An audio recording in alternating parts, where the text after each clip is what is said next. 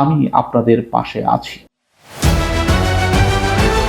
আপনারা দেখছেন প্রতিদিনের ভোটের আলাপ। জনগণ আমাকে কেন ভোট দিবে? দেখেন, জনগণ একজন প্রার্থীকে কেন ভোট দেয়? জনগণ অ্যাকচুয়ালি কি চায়? জনগণ চায় তাদের বেঁচে থাকার নিরাপত্তা, বেঁচে থাকার অধিকার, কর্মসংস্থানের নিশ্চয়তা, সামাজিক উন্নয়ন এবং সামাজিক, নাগরিক, রাজনৈতিক, গণতান্ত্রিক অধিকার। জনগণের এই অধিকার আদায়ের সংগ্রাম করতে গিয়ে এ পর্যন্ত বহুবার হামলা, মামলা, জেল, জুলুম, নির্যাতন, নিপীড়নের শিকার হয়েছি।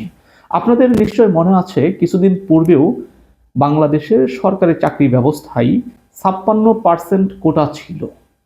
ফলে একজন কৃষকের সন্তান মেধাবী হওয়ার পরেও তার জন্য একটা সরকারের চাকরি পাওয়াটা খুব কঠিন ছিল। এখন বর্তমানে সেই 56% কোটা, সেটা বর্তমানে 7%-এ নেমে আসছে। ফলে একজন কৃষক, শ্রমিক, খেটে খাওয়া দিনমজুর, কামার কুমার, রিক্সাওয়ালা, ভ্যানওয়ালার সন্তানও যদি মেধাবী হয়, ট্যালেন্টেড হয়, তাহলে সেও ডিসি, এসপি, সচিব, বিসিএস ক্যাডার হতে পারবে, কিংবা যে কোনো সরকারি চাকরিজীবী হতে পারবে। এটা কিন্তু সম্ভব হয়েছে আমাদের আন্দোলনের ফলেই।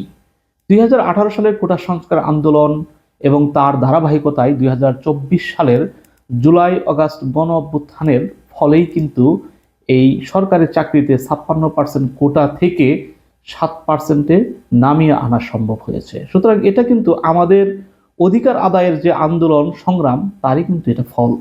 আমি দৃঢ়ভাবে বিশ্বাস করি মির্জাপুরের জনগণ পরিবর্তন চায়। তারা মির্জাপুরে নতুন নেতৃত্ব চায়। তারা আমাকে এই কারণেই বেছে নেবে, কারণ আমার দ্বারা আজ পর্যন্ত কোনো ধরনের কোনো চাঁদাবাজি, টেন্ডার বাণিজ্য, দখলদারিত্ব, অন্যায়, অপরাধ কিংবা কারো উপর কোনো ধরনের জুলুম, নির্যাতন, নিপীড়ন সংগঠিত হয়নি। দেখেন, জনগণ এমন একজন ব্যক্তিকে চায় যে ব্যক্তি তাদের অধিকার আদায়ের সংগ্রামে সামনে থেকে নেতৃত্ব দিবে, কিংবা তাদের উপরে কোনো ধরনের জুলুম, নির্যাতন, নিপীড়ন হলে অন্তত তাদের কাঁধে হাত রেখে বলবে যে আমি তোমাদের পাশে আছি। আমি তোফাজ্জল সেই ব্যক্তি। আমার মির্জাপুরের কোনো জনগণের উপরে যদি অন্যায়ভাবে দল, মত, ধর্ম, বর্ণ নির্বিশেষে তার উপরে যদি কোনো ধরনের অন্যায়, অপরাধ হয়, জুলুম, নির্যাতন, নিপীড়নের শিকার হয়, আমি অন্তত তাদের কাঁধে হাত রেখে বলতে পারবো আমি আপনাদের পাশে আছি।